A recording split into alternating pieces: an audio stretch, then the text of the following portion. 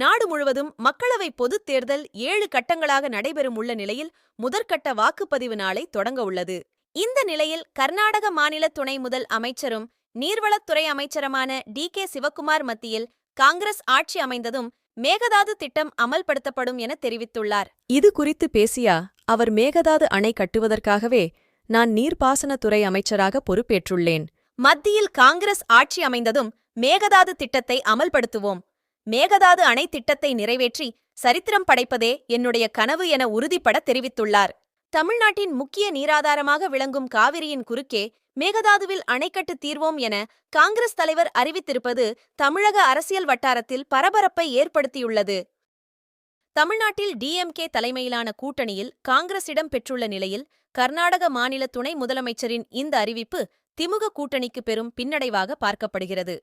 தமிழக முதலமைச்சர் ஸ்டாலின் கர்நாடக மாநில அமைச்சரின் இந்த கருத்துக்கு என்ன பதில் அளிப்பார் என சமூக வலைதளங்களில் இணையதள வாசிகள் கேள்வி எழுப்புகின்றனர்.